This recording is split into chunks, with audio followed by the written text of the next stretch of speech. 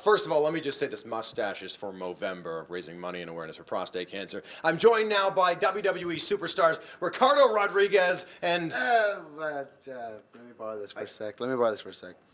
And Alberto Del Rio. Very good, thank you. Because obviously I can't say it nearly as good as that. I can't roll my R's. That's like why that. I get paid to do it. That is exactly what you do. Now, for those of us that don't have the benefit of knowing Spanish, we gotta wonder. I've always wondered this. What are you saying when you bring him out to the ring? Essentially, what I'm saying is how great of a person he is, how noble of a person he is.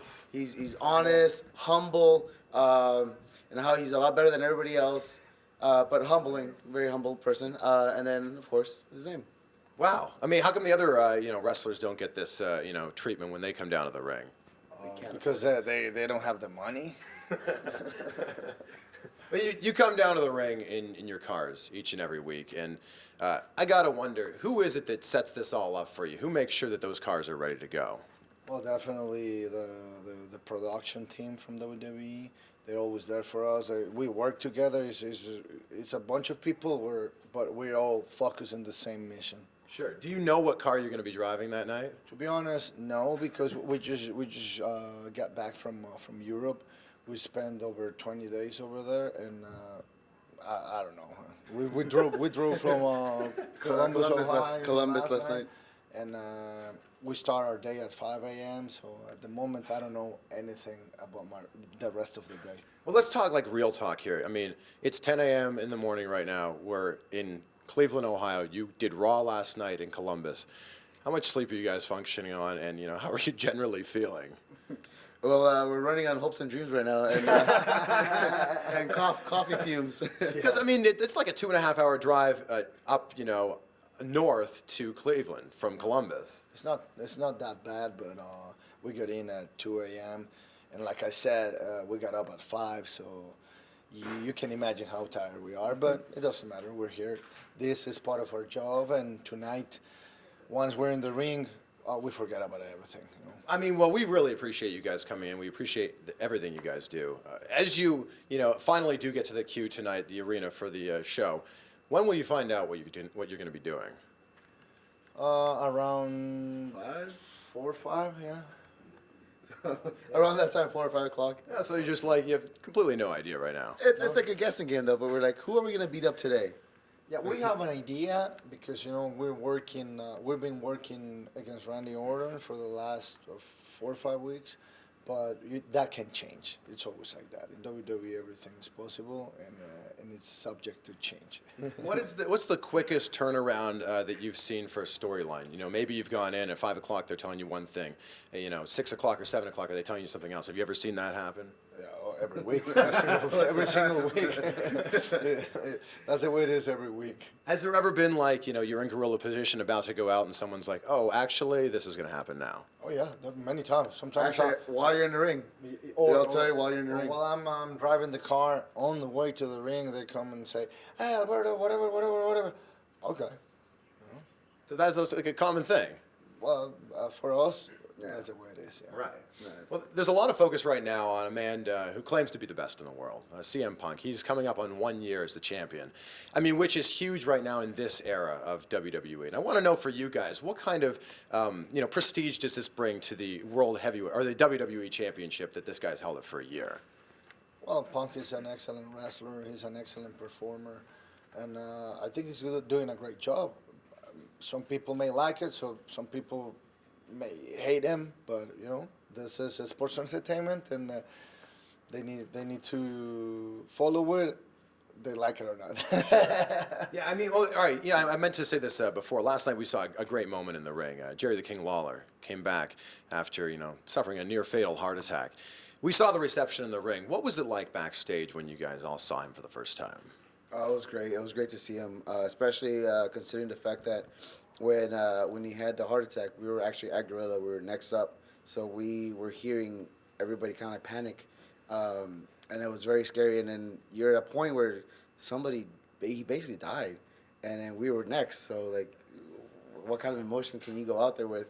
And you obviously knew that the crowd wasn't going to be there for it, but you still have to go and you have to perform. The whole idea of the show must go on. So it was definitely a scary moment for all of us at Gorilla at that point. I mean, And it was difficult for us because we were next. Our segment was next to that one, and everybody was concerned, including us, about Jerry. But thanks God, he's okay. He's back, and hopefully he will be with us for another 50 years. you guys think he's at 100% now? That I don't know. No clue. I mean, it's always hard to tell when somebody has a heart attack. Sure. But I mean, he looked healthy. He was smiling. We actually saw him a couple weeks ago, and he had the hugest smile on his face. And I'm sure he has a newfound gratefulness for life.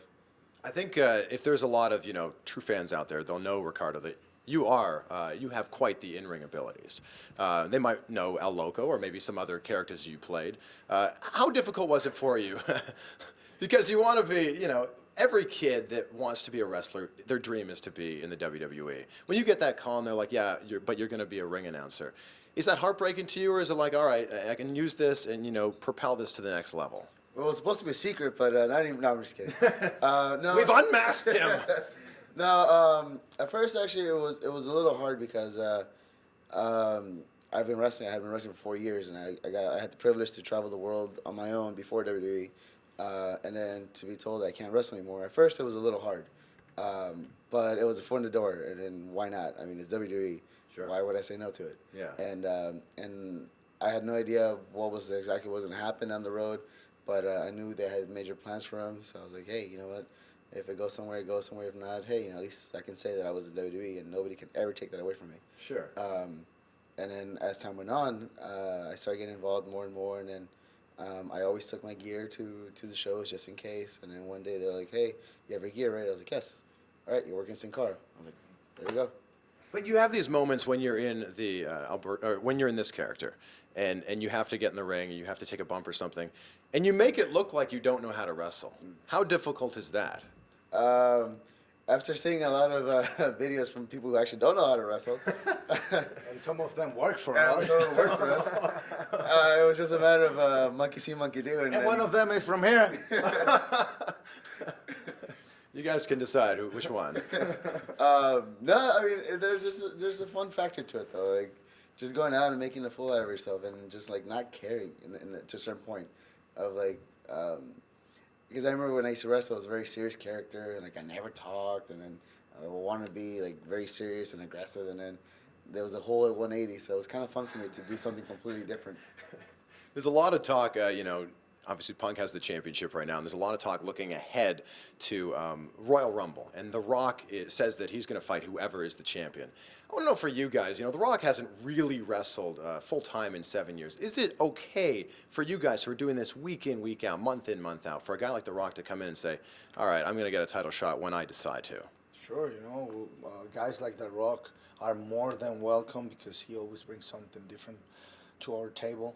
And the fans, they just loving it, and he's a great guy who is helping us everywhere, not just one night like some of the other legends. He's been with us for over a year, right? Yeah. For almost all the pay-per-views, and helping us with the media and bringing a different audience to our business. Sure. Now, there's also, a lot of talk amongst fans that the product's very different from when I was growing up. It's a very different product now. Some will call it, the PG product. And, some of the blame may be from Linda McMahon running for Senate. Now, that is all over. Do you think there's any chance, because she's lost twice now, do you think there's any chance that we could see more of perhaps an Attitude Era coming back?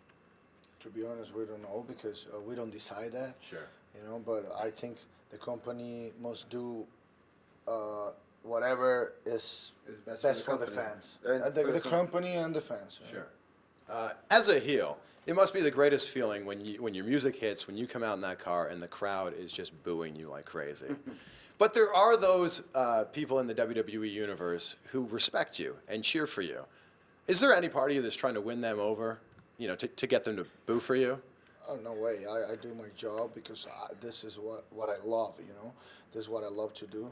I'm just having the best time of my life being a heel. I want to be a heel the rest of my career. I don't know if that's going to be possible, But I just love it. You know, I'm never, you will never see Del Rio trying to wrestle as a baby face or trying to have a shiny moment because I want to win the crowd. I want to win the crowd, but being a heel, you know, I want them to boo me. You know, that's when I know that I'm doing a great job. But it's also good when a real supporter, a real fan of WWE comes to you and say, "Hey, the real, you know, thank you for that match. You are really, you're really talented. You're amazing in the ring." It's always good.